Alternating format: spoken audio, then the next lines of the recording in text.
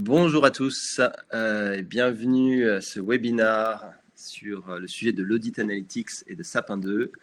Vous êtes assez nombreux à vous être connectés, donc merci, c'est formidable. On va attendre encore quelques secondes parce qu'on avait beaucoup d'inscrits et je pense qu'il y a encore des personnes qui sont en train de rejoindre la conférence. Donc donnez-nous quelques secondes encore et puis on va démarrer.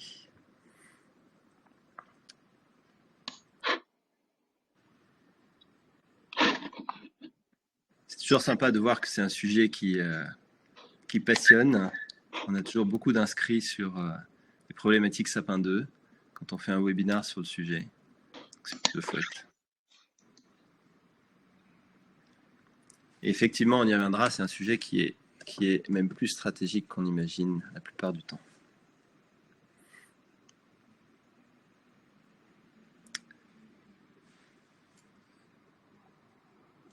Écoutez, on va peut-être commencer par se présenter. Et puis on va rentrer dans le vif du sujet. Il y a encore quelques personnes qui nous rejoignent, mais on va néanmoins commencer pour ceux qui sont arrivés à l'heure.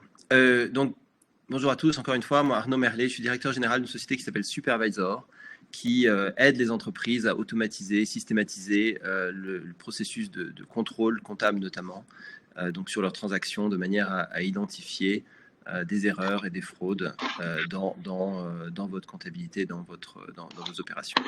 Donc c'est ça notre sujet, mais aujourd'hui on va parler de l'audit analytics de manière plus générale et de la problématique Sapin 2. Oriane, je te laisse dire quelques mots. Bonjour à toutes et à tous, je m'appelle Oriane Giovannoni, donc je travaille avec Arnaud au sein de Supervisor, que j'ai rejoint il y a presque 3 ans, après plusieurs années en audit financier au sein d'un Big Four. Et chez Supervisor, je suis en charge de la partie expertise solution. Donc, j'animerai ce webinaire avec Arnaud aujourd'hui. Voilà. Le sujet aujourd'hui, donc on vous présente l'agenda rapidement, on va faire une petite intro, on va parler de nous 2 minutes, mais vraiment c'est pas le sujet, donc simplement pour vous dire qui on est et que vous sachiez qui vous avez en face de vous. On va faire une espèce de retour sur le constat actuel aujourd'hui, 7 ans après la mise en place de la promulgation de la loi Sapin 2, où est-ce qu'on en est.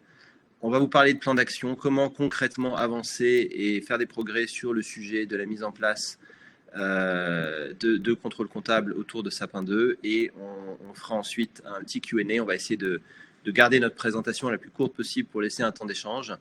Vous avez un chat dans lequel vous pouvez poser des questions. N'hésitez pas à le faire au cours de l'événement. Je pense qu'on pourra même interrompre le flux si pertinent, de manière à répondre aux questions en live. Ça rendra la chose un petit peu plus interactive. Mais n'hésitez pas à mettre vos questions dans le chat et puis on essaiera de toutes les traiter en direct, si ce n'est à la fin de la présentation. Sinon à la fin de la présentation. Je vais revenir très rapidement sur le sujet de la loi Sapin 2 et en quoi c'est quelque chose de stratégique. Certains d'entre vous ont peut-être vu ce reportage sur Arte qui était fascinant, qui s'appelait La bataille d'Airbus, et qui expliquait en quoi toute l'historique et la genèse, si vous voulez, de la loi Sapin 2. Et en fait, autour des années 2010, ce qui s'est passé, c'est qu'il y a un certain nombre d'entreprises françaises, parmi les plus prestigieuses, qui se sont retrouvées attaquées par les tribunaux américains. Vous savez qu'aux États-Unis, il y a un principe qui s'appelle l'extraterritorialité. Et donc, en fait, les Américains, à partir du moment où on a une filiale aux États-Unis où on fait des transactions en dollars, se réservent le droit d'attaquer n'importe quelle entreprise à travers le monde pour non-respect de la réglementation américaine. Et notamment, il y a une loi qui s'appelle aux États-Unis le Foreign Corrupt Practice Act, le FCPA, dont certains d'entre vous, j'imagine, ont bien connaissance.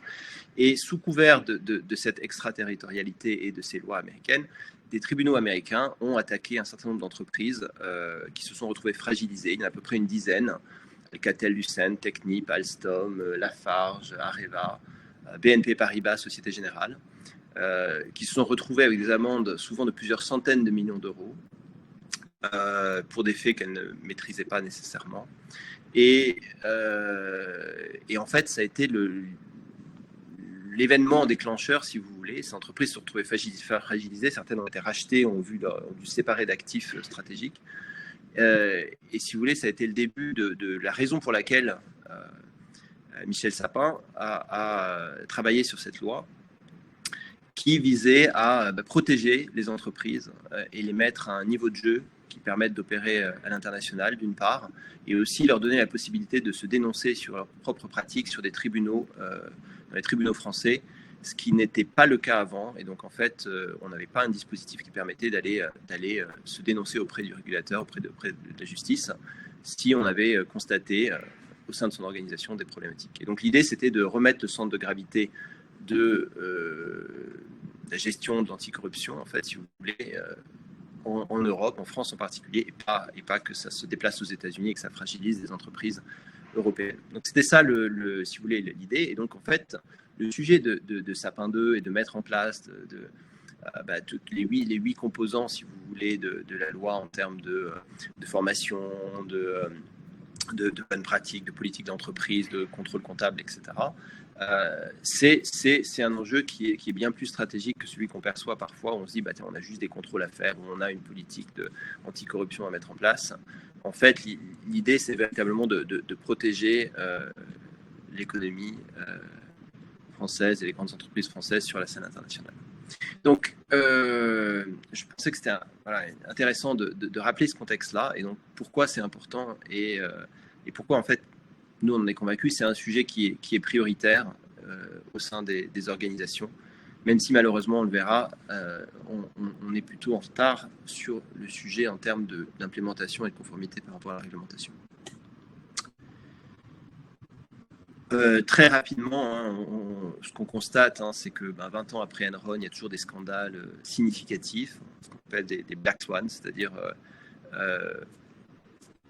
des sociétés qui partent au tapis, perdent beaucoup de capitalisation boursière, se retrouvent fragilisées parce que il y a eu des fraudes ou il y a eu des manquements significatifs qui sont complètement passés sous les radars pendant plusieurs années. Donc là, vous avez 3 exemples, et il y en a beaucoup d'autres. Il y a eu Americanas au Brésil, plus récemment encore, des erreurs comptables qui se sont accumulées pendant 3 années d'affilée sans même que les auditeurs ne les identifient. Et en fait, c'est des entreprises qui se retrouvent très fragilisées. Donc la raison pour laquelle on pense qu'on a ces problèmes, donc il y a le sujet de l'anticorruption, mais c'est pas le seul, c'est qu'en fait, on enregistre énormément de transactions. Les entreprises enregistrent énormément de transactions dans le système. Le coût marginal de faire une transaction est devenu nul. Donc, vous avez un système d'information, vous faites une vente, un achat, etc. Le coût de générer une transaction dans le système, il tend vers zéro. En revanche, le coût de faire des contrôles, lui, aujourd'hui, il reste très élevé. C'est-à-dire qu'on a d'un côté, on est capable de faire des transactions, de faire énormément de transactions à des coûts très faibles. Les frictions et les coûts d'opération sont très faibles. Et de l'autre, c'est très compliqué de contrôler ces transactions parce que c'est encore un process qui est fondamentalement réalisé de manière très manuelle, très peu outillée et très peu systématique. Et donc, en fait, on est face à un problématique. C'est qu'on a énormément un volume de données qui explose, d'un côté, et de l'autre, une incapacité à traiter ces volumes de données. Voilà, donc ça c'est un des problèmes de notre point de vue un des problèmes fondamentaux pour lesquels on est aujourd'hui face à des entreprises qui se retrouvent fragilisées, notamment parce qu'elles n'ont pas la capacité à contrôler ce qui se passe et à maîtriser leurs risques de manière globale. Quelques mots sur nous, au passage. Donc, voilà le problème qu'on souhaitait exposer. Nous, on fabrique une solution qui justement vise à trouver ces signes noirs, c'est-à-dire ces fraudes, ces erreurs qui sont peu probables, mais a priori peu probables en tout cas, même si l'ensemble des entreprises ont en général des fraudes quelque part, des événements qui sont peu probables mais qui peuvent avoir des conséquences significatives. Et donc, pour faire ça, donc en fait, arriver à faire ça et arriver à construire un monde où finalement l'information financière est fiable, c'est-à-dire parce qu'on est capable de tout contrôler systématiquement les choses, ça nécessite de faire des contrôles qui sont exhaustifs, c'est-à-dire sur l'ensemble des transactions, qui sont riches, qui sont faits de manière la plus continue possible, et de permettre aux entreprises de faire ça en autonomie. Donc ça c'est la vision, c'est pourquoi on travaille et c'est la solution qu'on fournit qui vous permet de répondre à ça. Mais l'idée, l'enjeu, c'est vraiment de pouvoir faire confiance aux données financières générées par une entreprise. Et pourquoi? Parce que avec une systématisation, approche continue, on est capable de faire baisser ce coût marginal de réaliser des contrôles vers zéro. Et donc on rééquilibre les choses parce qu'on est capable de faire des transactions, on est capable de les contrôler à un coût marginal très proche de zéro.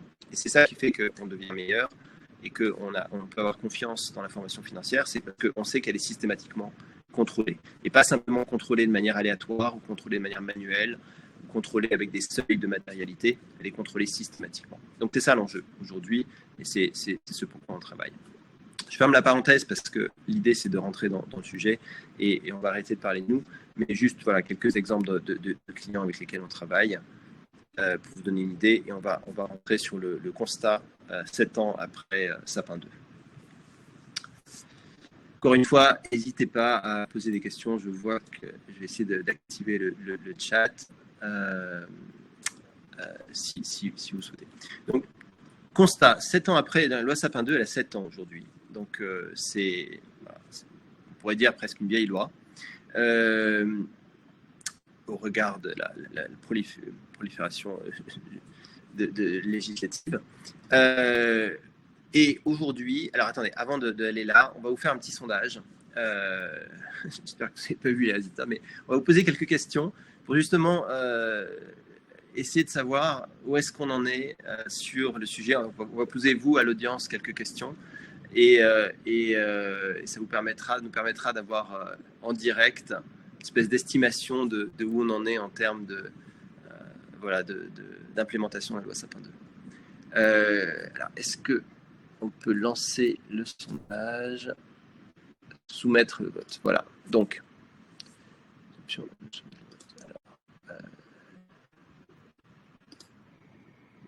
Est-ce qu'Oriane, tu sais lancer le vote, lancer le sondage? Je n'arrive pas à le soumettre là.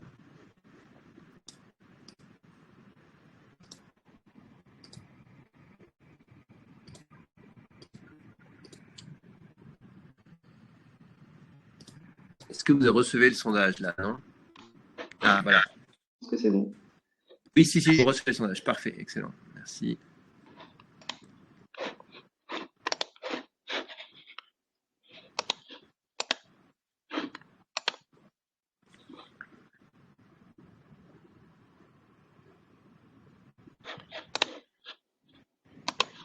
Donc ça, c'est un premier sondage. On va voir les résultats.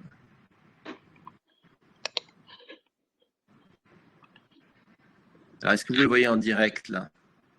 J'imagine que oui. Oui, parfait. Écoutez, merci.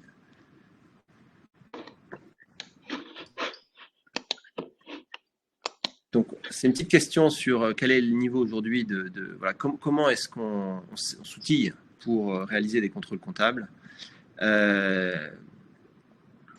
On voit que la grande majorité, on est toujours sous des outils bureautiques, c'est-à-dire Excel, SharePoint, documentation, Word, etc.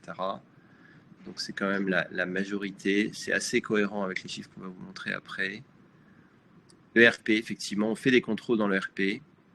Les statistiques sont intéressantes parce que nous, on a quelque chose qui est moins que ça. Donc, tant mieux, parce que effectivement, il y a un certain nombre de contrôles qu'on peut faire au niveau de l'ERP, même si en général, c'est des contrôles qu'on peut assez facilement contourner. Disons que c'est pas vraiment des contrôles a posteriori, ça va être des contrôles, on va essayer de limiter certaines transactions, de bloquer les transactions avant même qu'elles passent. Autre et plateforme de GRC. Plateforme GRC, c'est effectivement, on utilise le GRC. Le GRC, c'est bien pour faire du reporting, faire du sondage en fait, et demander aux gens où ils en sont par rapport à leur contrôle, mais ça ne fait pas les contrôles directement. Ok, très bien. Ça, c'est un premier point intéressant et je vous remercie. On va vous montrer d'autres statistiques après qu'on a eues qui viennent d'une étude, d'une enquête qu'a réalisée l'AFA auprès de 350 entreprises l'an dernier. On va passer sur le deuxième sondage.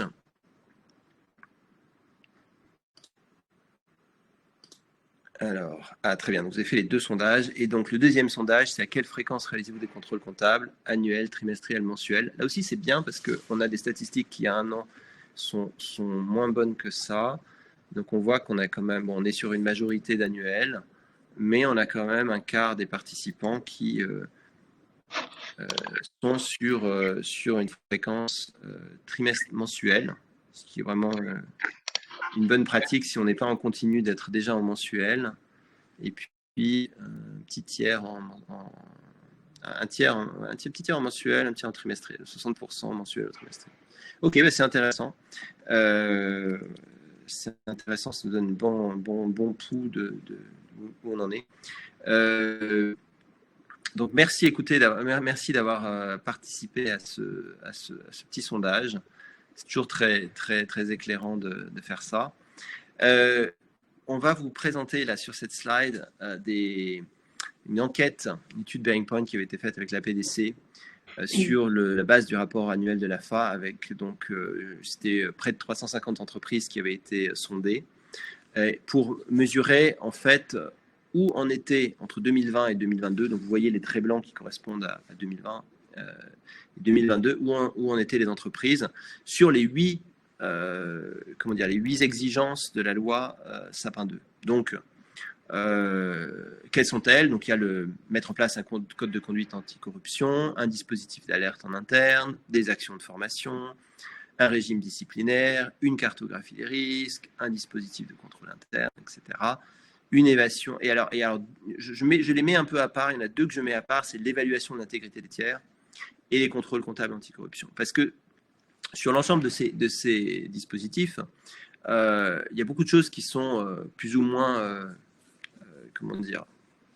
one time. C'est-à-dire qu'on les met en place et puis ensuite on les ajuste, on les améliore. Mais les choses qu'il faut véritablement faire en continu, c'est peut-être l'évaluation de l'intégrité des tiers, même si les tiers ne changent pas fondamentalement d'un trimestre ou d'un mois à l'autre. Néanmoins, on a toujours de nouveaux tiers qu'il faut évaluer.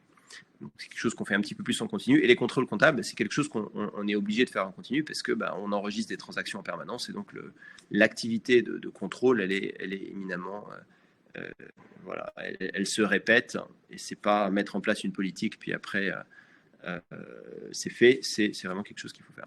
Et alors, de manière intéressante, c'est-à-dire que si on regarde ces chiffres, finalement, les entreprises ont globalement fait ce qui est le plus facile.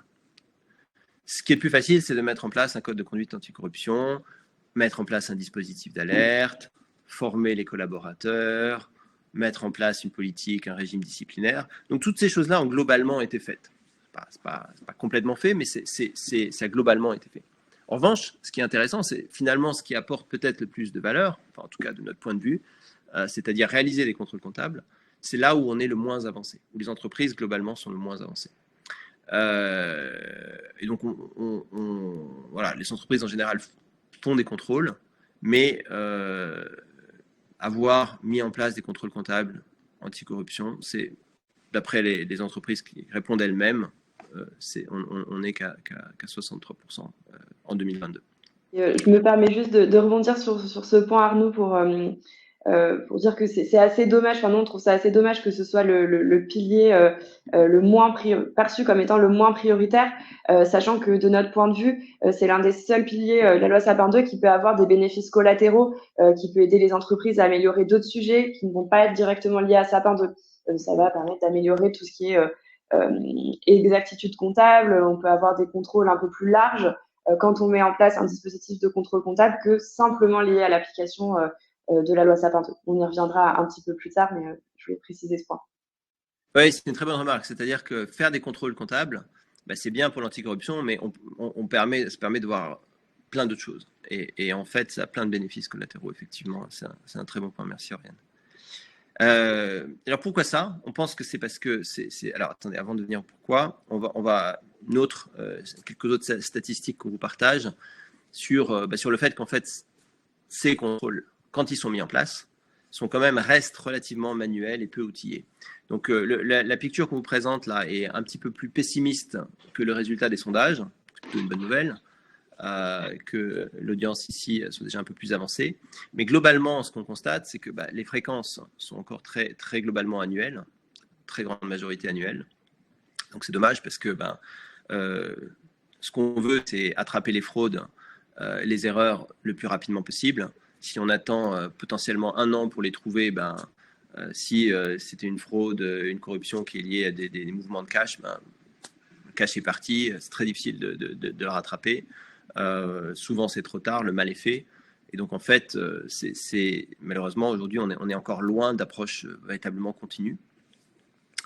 En termes d'outillage, globalement, c'est encore de la bureautique, des solutions de GRC. Donc, en fait, le GRC, c'est des plateformes qui permettent de sonder les personnes qui sont censées réaliser les contrôles sur le fait qu'ils aient ou non fait les contrôles. Donc, c'est déclaratif, c'est du reporting, beaucoup de reporting.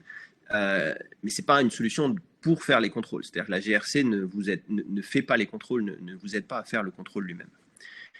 Et donc, en fait, on constate que c'est encore très peu outillé, c'est-à-dire qu'on reste forcément sur des approches manuelles. Et ce qu'on constate sur le marché, c'est que beaucoup d'entreprises sont quand même démunies face au volume et à la qualité des données qu'elles ont à traiter pour pouvoir réaliser des contrôles. Voilà, puis bon, je passe sur le dernier graphe qui, en termes d'évaluation, comment est-ce qu'on évalue, c'est beaucoup Excel. La GRC, c'est bien pour pouvoir sonder l'organisation, mais malheureusement, presque la majorité des cas, on est encore sur Excel. Donc voilà, je voulais partager ces constats. Et en fait, c'est un peu un constat d'échec de notre point de vue, parce que 7 ans après, on se dit mais pourquoi on n'en est que là, quoi, alors qu'aujourd'hui, on a quand même de la technologie pour faire systématiser un peu l'approche contrôle. Et donc, voilà, si on prend les 63% et que parmi les 63%, on regarde quelles sont les entreprises qui ont été au-delà de faire des contrôles à travers de la, enfin, en tout cas, surveiller leurs contrôles à travers de la GRC ou de l'Excel, il y a finalement moins de 15% des entreprises qui ont mis en place une approche plutôt avancée sur le sujet. Qu'on pourrait qualifier d'avancée. Donc, et ça, ça vient de l'étude de l'Agence française anticorruption. On n'est pas surpris de ces chiffres-là, nous, parce que quand on regarde, par exemple, les clients qu'on adresse, les cabinets de conseil qui proposent des solutions d'outillage autour des contrôles comptables, quand on regarde l'ensemble des portefeuilles clients de ces sociétés, en fait, on est effectivement par rapport aux 2000 entreprises à peu près qui sont en France soumises à la loi Sapin 2 aujourd'hui. Effectivement, on tombe sur ces pourcentages. On pense même que c'est peut-être en dessous de 10%. Donc en fait, c'est effectivement un peu triste. Et on va ensuite parler dans notre présentation de comment on peut remédier à ça. Mais c'est un peu dommage parce que la loi a 7 ans. L'Agence française anticorruption fait à peu près une quarantaine d'investigations par an. Et aujourd'hui, très peu d'entreprises sont encore équipées sur le sujet et ont mis en place véritablement une approche qui est best practice en termes d'être systématique, d'être continu sur le sujet des contrôles comptables. Et finalement, le volet de la loi qui est peut-être qui a le plus de bénéfices collatéraux, qui est le plus qui apporte le plus qui a le plus d'impact, et finalement celui qui est le moins mis en œuvre, ou le moins bien mis en œuvre, on pourrait dire. Voilà. Quelles sont les raisons à ça? Alors ça, c'est typiquement, ça provient de notre expérience et des discussions qu'on peut avoir avec nos clients, nos prospects. Je vous les partage, c'est probablement pas exhaustif. On aurait peut-être pu faire un sondage sur le sujet, mais on le fera. L'idée me vient, on le fera dans un prochain webinaire. Et alors on appelle ça, je suis désolé de manière un peu provocative, des excuses. C'est pas que des excuses, c'est des raisons pour lesquelles on n'avance pas.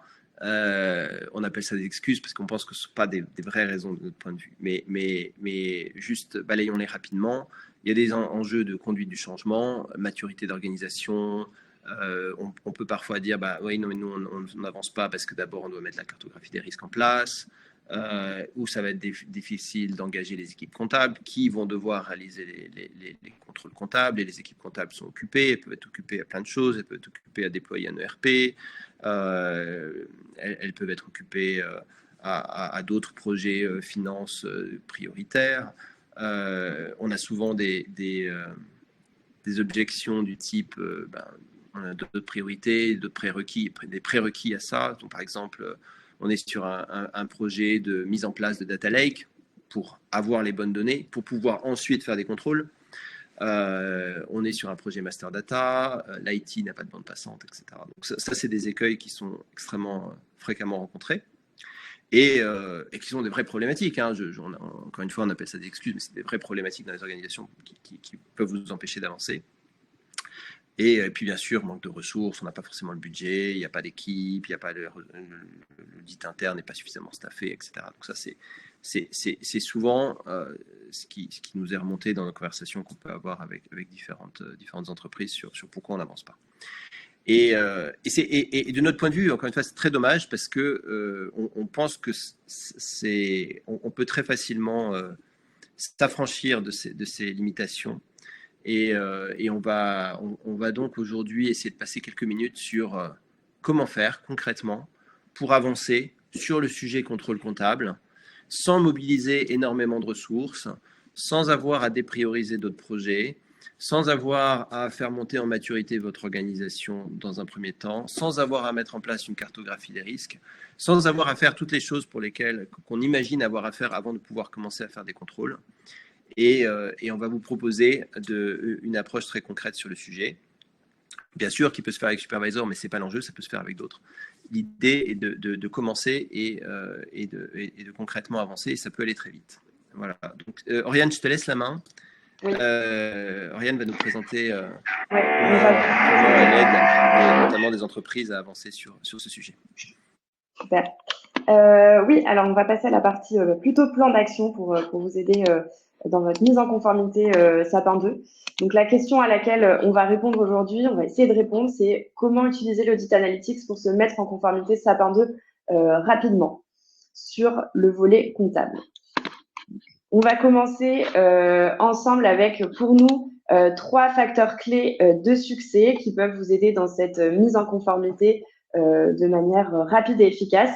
Donc, le premier facteur clé de succès qu'on identifie, c'est le fait de commencer par un périmètre restreint. Donc, l'idée pour nous, c'est de débuter sur un périmètre qui est maîtrisé.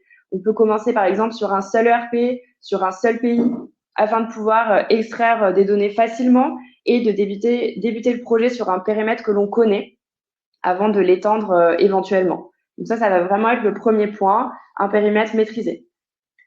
Ensuite, le deuxième point, ça va être le fait d'automatiser tout ça, donc de vraiment passer par un système d'automatisation. On considère que ça peut vous faire gagner du temps plutôt que de passer par du manuel, des fichiers Excel, etc. Ce qu'on a vu au début avec Arnaud, avec les chiffres qu'on vous a présentés de l'étude Berry-Point, c'est que c'est pourtant ce qui est encore fait par une majorité des sociétés. Mais voilà, nous, on vous conseille vraiment d'automatiser pour gagner du temps sur toute la partie contrôle, véritablement. Le deuxième point, c'est qu'on vous conseille aussi de partir sur des données telles qu'elles existent aujourd'hui dans votre système et de ne pas forcément attendre d'avoir des données parfaites pour commencer. On l'a vu aussi juste avant avec Arnaud sur les freins un petit peu au début d'implémenter des contrôles comptables. Souvent, on attend d'avoir un data lake qui est prêt, d'avoir des données parfaites, un nouvel ERP, etc. Mais vraiment, nous, on considère que dans le cadre des contrôles comptables Sapin 2, on peut tout à fait commencer en analysant un journal des écritures comptables. Voilà, c'est vraiment une donnée standard qu'on retrouve dans toutes les entités et chez tous nos clients chez Supervisor et qui permettent de débuter, de mettre le pied à l'étrier, de commencer quelque part en fait sur l'analyse et les contrôles comptables. Et le troisième point, le troisième facteur clé de succès pour nous, c'est vraiment de sélectionner des contrôles pertinents et de manière intelligente. Donc, d'abord, on vous recommande de sélectionner des contrôles, enfin peu de contrôles pour débuter, toujours dans l'idée d'avoir un petit périmètre au début.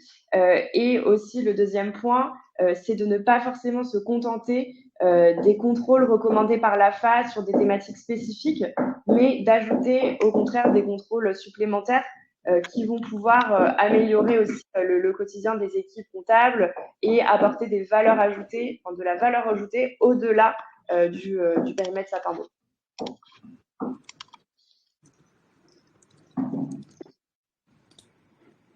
Voilà, n'hésitez pas aussi si vous avez des questions à réagir pendant la présentation. Donc, ça va faire un petit peu la transition sur les contrôles. Plus précisément, on voulait vous présenter quelques points, quelques types de contrôles qu'on peut mettre en place pour débuter sa mise en conformité Sapin 2. Donc ici, on a résumé pour nous 4 catégories qui sont assez intéressantes sur le sujet des contrôles comptables Sapin 2. Le premier point, ça va être tout ce qui est flux atypique. Donc là, c'est vraiment un point que l'AFA demande de contrôler, le fait de monitorer tout ce qui est flux atypique dans la comptabilité. C'est assez difficile de savoir exactement quoi mettre derrière ce prérequis. Donc, on vous a donné quelques exemples ici. Donc, ça peut être l'identification des pratiques comptables inhabituelles. On peut identifier tout ce qui est décaissement non lettré. Voilà, c'est quelques exemples comme ça qu'on vous a donné ici. Un autre sujet, ça va être tout ce qui est compte à risque, identifié par l'AFA dans le cadre de la loi Sapin 2 comme étant des comptes comptables plus risqués, donc que vous connaissez sans doute, je pense, mais tout ce qui va être mécénat, honoraires et comptes réservés aux cadeaux. Donc là, on peut se concentrer, faire des contrôles spécifiques sur ces comptes-là qui sont jugés plus à risque par l'AFA. Et on va aussi pouvoir faire tout ce qui est analyse syntaxique, donc de la recherche de mots-clés relatifs à des marques de luxe, des mots comme cadeau, etc., qui sont vraiment des sujets prioritaires pour l'AFA dans le cadre de la loi Sapin 2. Et ensuite, dans une autre catégorie, si on sort un petit peu des contrôles purement comptables sur journal des écritures, etc., on va avoir des contrôles sur les RIB que nous, on trouve assez intéressants. Par exemple, on va comparer les RIB de nos fournisseurs, identifier si on a plusieurs fournisseurs qui partageraient le même RIB, venir monitorer tout ce qui est modification de RIB sur l'année pour voir si tout est bien justifié dans le fonctionnement. Et ensuite, le dernier point, on a rajouté aussi quelques contrôles hors de Sapin 2, entre guillemets, c'est ce que je vous disais juste avant. On pense que, voilà, évidemment, c'est bien de commencer par les contrôles relatifs à Sapin 2, hein, c'est ce pourquoi on est là aujourd'hui, mais c'est vrai que c'est intéressant d'ajouter quelques contrôles qui sortent un petit peu du périmètre de Sapin 2 pour avoir de la valeur ajoutée sur d'autres sujets. Ça peut être par exemple du cashback, on va pouvoir faire des contrôles qui vont identifier des potentiels doublons, ou des contrôles plus comptables, vraiment sur l'exactitude comptable, d'analyse de lettrage, etc., qui peuvent être aussi inclus dans le scope de contrôle initial. Voilà. En résumé, peut-être sur cette partie-là, nos recommandations, c'est vraiment de commencer avec un scope réduit, des contrôles Sapin 2, mais aussi sur d'autres thématiques pour embarquer de manière plus large les équipes. En effet, et vous savez, nous, on est en contact régulier avec l'Agence française anticorruption. Donc, quand ils arrivent, si vous voulez, dans une entreprise, ils ne s'attendent pas à ce que ce soit parfait. En revanche, le fait que vous ayez commencé à faire quelque chose de concret sur le sujet des contrôles comptables, c'est très apprécié. Même si ce n'est pas sur le périmètre total de l'entreprise, même si vous le faites uniquement sur le plus grosse entité, vous avez le plus de flux, même si vous ne mettez pas en place tous les contrôles possibles, mais uniquement quelques contrôles pour commencer. Mais le fait de commencer, le fait d'avoir en place des contrôles qui sont faits de manière régulière et qui est véritablement mis en place et systématique, c'est très bien perçu. Et en fait, si vous faites là l'approche que vous propose Oriane, c'est-à-dire partir de vos données, mettre en place quelques contrôles, ajouter quelques contrôles comptables qui bénéficient, qui vont au-delà du sujet anticorruption, et que vous commencez à vous implémenter ça, ce qui est très rapide, hein, parce qu'on ne parle pas de mettre en place un dispositif très lourd, Et vous faites ça, vous êtes déjà dans le premier décile des entreprises sur le sujet des contrôles comptables en termes de maturité et en termes de mise en œuvre de bonnes pratiques. Donc en fait, notre message, c'est que vous n'aurez vraiment pas besoin de faire grand-chose. Ça peut aller très vite, en très peu de temps et en très peu d'efforts. Vous pouvez être à un niveau de maturité qui est dans le top 10% des entreprises en France. Et donc, en fait, il ne faut pas voir le sujet des contrôles Sapin 2 de notre point de vue comme une montagne à gravir et quelque chose qui va prendre des années. C'est quelque chose qui peut aller très vite. En tout cas, on peut avoir des progrès extrêmement rapidement. Et ensuite, on s'améliore. Mais on peut avoir des résultats extrêmement concrets, extrêmement rapidement.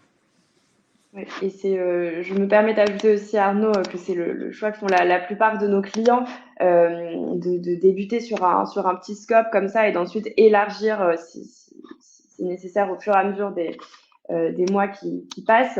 Par exemple, on a un client dans le secteur de l'ingénierie qui a mis sous contrôle une dizaine d'entités françaises pour commencer, avec environ 30 contrôles, principalement sur la thématique Sapin 2. C'est un projet qui a été live assez rapidement, en 10 jours ouvrés, et qui permet de vraiment commencer le chantier de la mise en conformité Sapin 2 avant d'ensuite étendre le périmètre sur les mois qui viennent. Du coup, ça fait une bonne transition sur la timeline qu'on vous propose sur digitalisation des contrôles comptables. Donc là, on vous propose un déploiement, enfin une mise en conformité, un début de mise en conformité Sapin 2 en 3 semaines, contre 18 mois en moyenne. C'est le chiffre qu'on retrouvait dans l'étude que vous a présenté Arnaud en début de webinaire. Encore une fois, comme le disait Arnaud, l'idée, c'est vraiment de commencer, de débuter sa mise en conformité. Et on fait ça en plusieurs étapes chez Supervisor. Donc, on va commencer, bien sûr, par l'identification de votre besoin, de bien comprendre votre environnement. On va définir le périmètre. Donc, encore une fois, partir sur un périmètre réduit, peut-être un seul ERP, un seul pays pour débuter. Ensuite, une fois que c'est fait, on va vous mettre à disposition Supervisor et effectuer un premier audit complet. Donc, on va récupérer vos données, les intégrer dans la solution, lancer nos contrôles, et ça va nous mener au jour J à la restitution du premier audit. Donc, nous, on analyse 100% des transactions. Vous êtes accompagné par un expert métier Supervisor qui va non seulement vous présenter ce qu'on a trouvé, mais aussi vous aiguiller sur les contrôles qui sont les plus pertinents, vous montrer les résultats les plus intéressants et vraiment vous accompagner dans la sélection des contrôles les plus pertinents pour ensuite passer à une analyse en continu. Donc voilà, l'idée c'est qu'en 3 semaines, on arrive à ce jour J, cette restitution du premier audit, cette sélection des contrôles réduite par rapport à tout ce qu'on s'est dit avant sur différentes thématiques, Sapin 2, mais aussi des sujets plus globaux qui peuvent apporter vraiment de la valeur ajoutée au sein de votre organisation. Et ensuite, vous pouvez continuer à lancer vos contrôles sur ce périmètre restreint au début. Il y a un concept qui est assez important et qui, selon nous, apporte beaucoup de valeur ajoutée. Et je vois quelques questions là qui arrivent sur le chat auxquelles on va bientôt répondre. Mais l'idée est de dire, souvent, les types de contrôles à faire, ils peuvent être multiples. On peut être très créatif sur les contrôles. On peut imaginer des dizaines, voire des centaines de contrôles. D'ailleurs, nous, dans notre solution, on en a 350 préparamétrés. Vous pouvez les choisir, qui sont préexistants et prédéfinis. Et donc, on rencontre souvent des entreprises qui sont complètement perdues face à mais quel contrôle je vais mettre en place. Et pour faire sens de ça, vont se dire il faut que je fasse d'abord une cartographie des risques, que je fasse d'abord une mission de conseil, que je fasse une interview des différents stakeholders, que je fasse des ateliers de travail, etc. Et on s'embarque dans des projets qui peuvent durer des mois, etc. et qui ne vont pas forcément aboutir à une bonne solution, en tout cas pas une solution rapide. De notre point de vue, ce qui marche le mieux, c'est de partir des données. Alors, vous avez votre cartographie des risques, elle vaut ce qu'elle vaut, mais vous pouvez avoir une idée déjà de quel contrôle vous voulez mettre en place. Mais si vous n'avez pas d'idée précise quel contrôle mettre en place. Nous, on peut vous recommander déjà des contrôles, d'une part, mais surtout partez de vos données. Prenez les données, donc le journal des écritures de votre système transactionnel, donc de votre FEC, plus les référentiels tiers que vous pouvez avoir. On part de ça comme données. On analyse, et à partir de cette analyse, ça c'est une analyse qu'on peut faire pour vous, à partir de cette analyse, on est capable de vous dire, ce contrôle-là, il risque d'être pertinent dans votre environnement parce qu'il remonte des anomalies de ce type-là, et ce serait intéressant de regarder.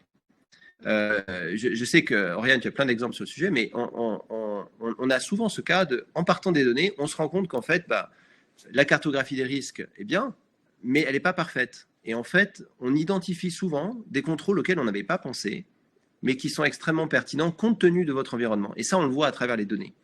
Et donc, l'idée, c'est de dire, plutôt que de faire une approche purement top-down, faites aussi une approche bottom-up. Partons des données. Toutes les entreprises ont des données comptables. Donc, ce n'est pas compliqué de récupérer ça. Et à partir de ces données, à partir d'une analyse qu'on fait sur ces données, on est capable de dire, tel contrôle va être pertinent dans votre environnement et vous devriez l'implémenter. Et donc, vous, au lieu de passer 6 mois à réfléchir à quel contrôle vous allez mettre en place et qui va les mettre en place, en quelques jours, vous êtes live avec des contrôles qui correspondent à votre environnement, aux spécificités de votre organisation. Et donc, ça vous permet d'aller très vite. Partir des données, plutôt que de partir d'un cadre théorique, ça vous permet d'aller extrêmement vite. Et encore une fois, en très peu de temps, vous pouvez être à un niveau de maturité des meilleures entreprises sur le sujet. Alors, je vois qu'on va peut-être commencer à répondre à quelques questions, Ariane. Sauf si on avait une slide, pardon, Non, voilà, on est sur la question-réponse, c'est parfait. Alors, je peux peut-être commencer. Voilà, Eric, il y a une question. Votre analyse est faite à partir du FEC ou d'un autre support? Oui, typiquement, on peut analyser le FEC comme base de départ. Nous, on aime bien fonctionner sur ce qu'on appelle un FEC enrichi, où on aurait aussi la donnée utilisateur pour faire tous les contrôles de séparation des tâches, etc. Mais tout à fait, on part du journal des écritures comptables ou du FEC, c'est également possible. On a une autre question sur la fréquence exigée par l'Agence française anticorruption, de Karine. Alors, de ma connaissance, l'AFA n'a pas de guidelines précises sur le sujet. C'est adapté à chaque contrôle.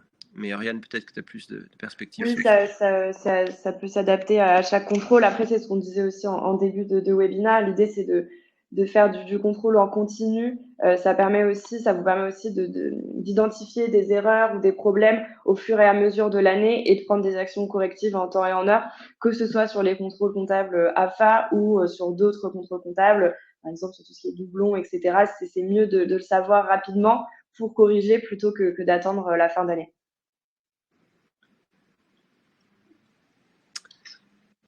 Alors, on a une question. Est-ce que quand on commence un projet avec un client, avec une entreprise, est-ce qu'on intègre la cartographie des risques du groupe?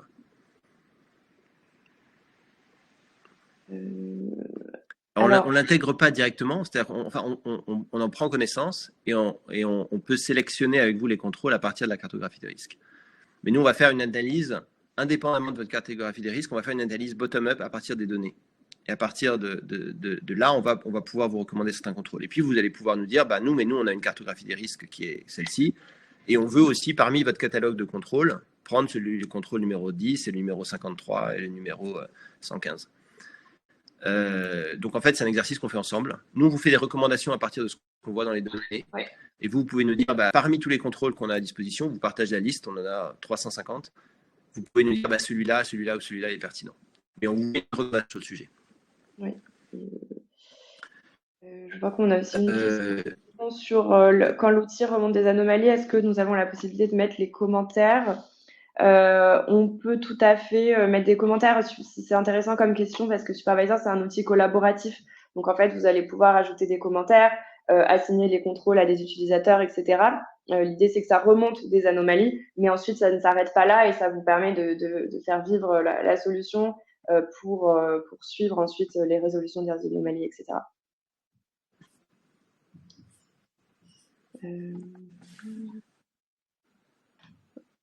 Ok, après j'ai une question sur les données. Alors l'outil prend seulement les données comptables ou aussi d'autres données comme les RIB, les informations sur les commandes, etc.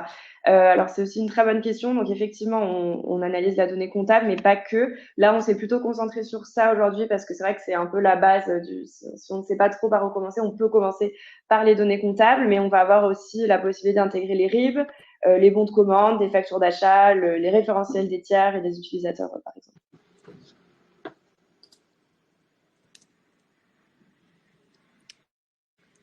On arrive à récupérer des données meilleures est l'analyse et meilleures sont les contrôles, effectivement. Ne partir que d'un FEC, si c'est ce que vous avez uniquement. Donc ça peut être le point de départ, mais on aime bien enrichir ces données.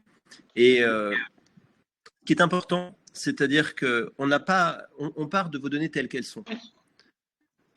On ne va pas faire un exercice de nettoyer. Enfin, l'exercice, ce que va faire la solution, en tout cas en ce qui nous concerne, c'est qu'on va nettoyer automatiquement ces données et on va les mettre dans un modèle de données comptables universelles qui est le cœur de notre logiciel, si vous voulez. Mais on n'a pas besoin de passer de temps à intégrer vos données, à essayer de les retravailler, de les nettoyer, etc. Tout ça est fait de manière absolument automatique. Et donc, à partir du moment où on récupère vos données, vous êtes tout de suite dans l'investigation. L'enjeu est de ne pas passer de temps sur récupérer des données, nettoyer les données, en faire sens et construire des contrôles, ce que trop d'entreprises aujourd'hui font en pratique. Mais l'idée est de vraiment que votre temps soit sur l'investigation et pas sur la partie amont qui est une partie qui justement peut être automatisée. Et ça revient à ce coût marginal de contrôle. L'objectif, c'est que le coût de lancer un contrôle, il soit quasi nul. C'est-à-dire on le fait sur toutes les transactions avec un grand nombre de contrôles de manière systématique. Et donc le coût de réaliser le contrôle, il est nul. Le coût de faire une investigation, il n'est pas nul. C'est pour ça qu'il faut que le logiciel vous remonte peu de faux positifs. Parce que vous allez derrière passer du temps sur l'investigation. Mais l'enjeu, c'est que le coût du contrôle soit nul pour qu'on passe du temps sur les vrais problèmes. Alors, est-ce qu'on gère les plans de compte étrangers? Oui. Dans certains cas, il faut faire un mapping, mais ça marche assez bien. C'est un peu en lien avec Vas-y, Ariane. Non, j'allais dire que oui, effectivement, on gérait bien les plans de compte étrangers et que ça a été un petit peu en lien avec la question également sur la couverture internationale un peu plus large. Donc en fait, nous, on va pouvoir fonctionner quel que soit le pays qu'on analyse. Le logiciel, il est disponible en français et en anglais, évidemment. On va pouvoir intégrer des libellés en caractères spéciaux, entre guillemets, enfin différents alphabets sans problème. Et en fait, l'idée, c'est d'appliquer ces contrôles de la même manière qu'on soit en France ou dans n'importe quel autre pays. Donc, on n'a pas vraiment de limites liées au pays d'implantation. La plupart de nos clients ont des filiales à l'étranger, bien sûr. Je vois les questions. Encore une fois, on n'a pas besoin de cartographie pour avancer. C'est-à-dire que si vous en avez une, c'est très bien. Mais si vous n'en avez pas, ça ne vous empêche pas d'avancer. Et nous, on peut vous recommander des contrôles pertinents à mettre en place.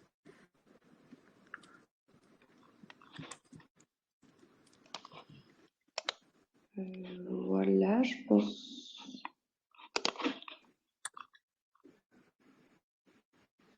On peut peut-être passer. Je vois que langue de la solution. Alors, si on parle de la solution, on est aujourd'hui en anglais et français. Français et allemand, me semble-t-il. Allemand, oui. En termes d'utilisation du logiciel. Mais on n'a aucun problème à analyser une comptabilité japonaise, par exemple. Les questions sur les notes de frais. Alors, on va effectivement faire des contrôles de frais, mais à partir du moment où on va pouvoir récupérer les données et à partir du moment où ils sont comptabilisés. Donc, on n'est pas un logiciel d'analyse, de contrôle des notes de frais. On va faire les contreparties de données qui sont remontées dans la comptabilité, qui sont afférentes au nombre de frais. On a les contrôles sur le numéro de TVA intracom non valide, intracommunautaire non valide. Oriane, tu sais répondre précisément à cette là, question? comme ça, je n'ai pas toute la liste des contrôles en tête, mais après, on a pas mal de questions et je vois que l'heure avance. On pourra aussi revenir vers vous avec des réponses précises sur certains points de questions. Oui, on prendra contact avec vous s'il y a des questions Oui, auxquelles on n'est pas capable de répondre immédiatement, mais en tout cas, sachez qu'on a beaucoup de contrôles on a autour de des la TVA en contrôles sur la particulier. TVA, ouais, bien sûr, on a Donc, évidemment. on en a un certain nombre, donc c'est un sujet qu'on maîtrise bien. Tout à fait. Avoir une démo de supervisor sur l'analyse des comptes à risque. Alors, on peut faire ça dans un prochain webinar, ou sinon, Régis qui nous demande ça, on organise ça offline. D'ailleurs, peut-être s'il y a suffisamment, enfin, si vous avez si ça intéresse l'audience, on peut vous faire une démo offline et inviter les personnes qui souhaitent venir à cette démo et puis faire une espèce de suite de webinaire où on vous montre concrètement ce à quoi ça ressemble et comment l'approche fonctionne.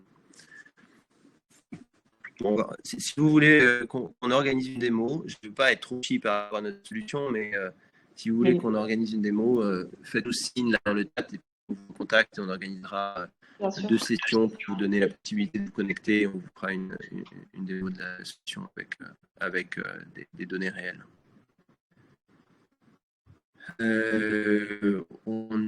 Enfin oui, toutes les questions autour de l'activage des contrôles, les contrôles sont archivés effectivement. Donc tout le processus que vous allez faire d'investigation est archivé. Donc les analyses plus les investigations sont archivées, donc vous avez ensuite un historique de ça que vous pouvez justement montrer à la fin si vous avez une investigation par exemple.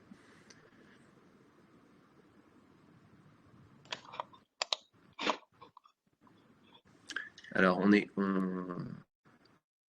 fait pas de créatif, mais on aide en fait les organisations à améliorer leur processus comptable justement à travers les anomalies qu'on remonte. Je regarde un peu les questions. J'ai l'impression qu'on a répondu à la majorité de questions. Si vous en avez encore, là, on a encore 10 minutes, n'hésitez pas. Dites-nous encore une fois si vous voulez qu'on vous contacte, on ne veut pas vous spammer. Donc, si vous voulez qu'on vous inclue dans une démo, mettez-le nous dans le chat, comme ça on vous recontacte et on n'embête pas les autres. Et puis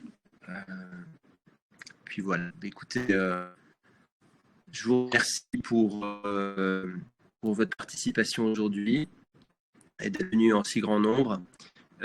Pour ceux d'entre vous qui participent à l'IFACI les 13 et 14 novembre prochains, on sera sur place, on sera à votre disposition et ravis de faire connaissance en personne. Venez nous voir sur le stand. On fait également un retour d'expérience avec le groupe Michelin sur la mise en place de l'automatisation contre Sapin 2. Pour info, ils l'ont fait en 3 semaines. Hein. Donc, si Michelin est capable de le faire en 3 semaines, je pense qu'il y a beaucoup d'organisations qui sont capables d'aller vite.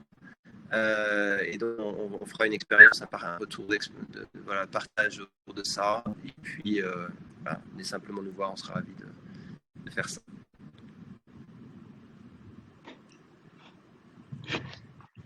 Parfait.